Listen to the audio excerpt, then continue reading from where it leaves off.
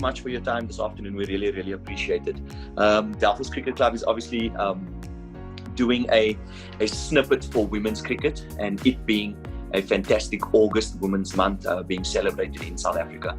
We thought we'd speak to a few lady cricketers. We even had a scorer on board, so that was a bit of a different take, which I really, really enjoyed. So again, thank you so much for your time. We really appreciate it. How did cricket become a part of your DNA, and where did you start loving this phenomenal game?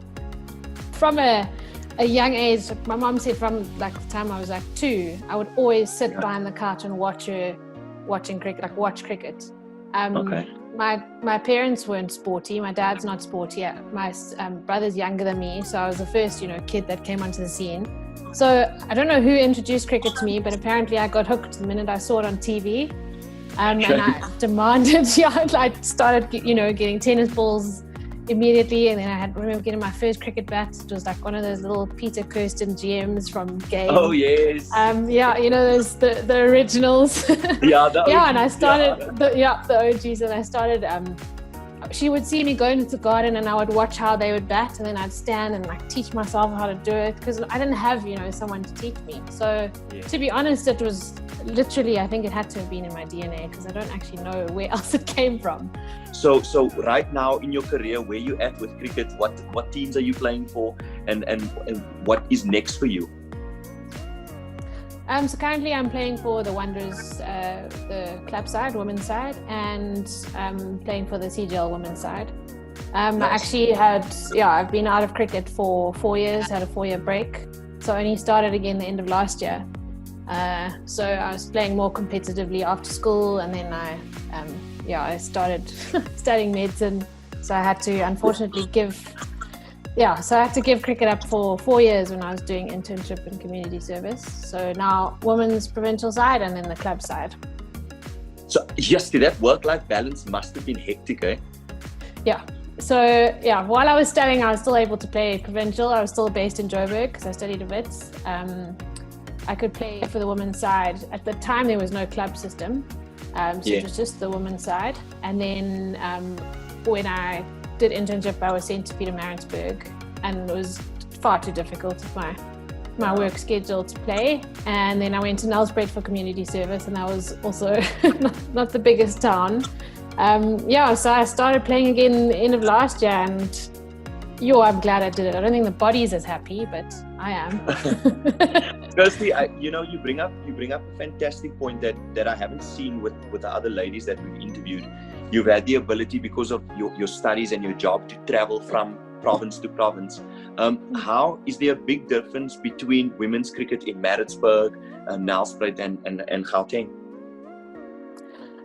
So Maritzburg, unfortunately, I didn't, because I wasn't able to play at all. I didn't, see if there was anything available, to be honest. Okay. I do remember contacting the Natal team. I was thinking of maybe doing that, but it was too difficult. So Maritzburg itself, I'm not sure. But when I was actually in Nelspruit, I started playing hockey for the club side, and they had just started a women's, club cricket system where every club had to have a women's team in order to field a men's team. That was kind of their, idea to try to get women involved. And when I was there, I think there were about 3 or 4 teams, the White River, Nelspruit area. So I actually did play 2 games there, and it was the first time that I'd actually played club cricket, because I didn't play any in Joburg until I was coming back. And what's it like playing provincial cricket? How's the intensity? How's the levels? How did you almost find your way into this Lion setup? So from when I was younger, started playing provincial cricket. It was actually the only women's cricket that I had ever known. So I started playing boys cricket. From school, it was always boys, mini cricket at Pirates, and then school cricket.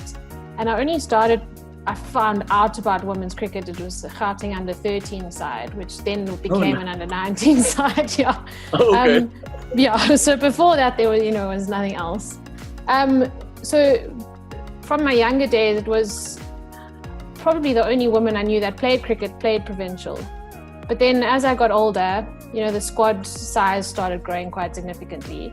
And I can honestly say, coming back after having been away for 4 years, the change in, like you said earlier, 4 years has been absolutely immense. The talent, the skill, the intensity, the level of training, the level of professionalism in a lot of the players is completely different, which is so good to see. For the first time, I'm part of a squad that, like, there's about 20, 30 really strong players, and that's really exciting for the game.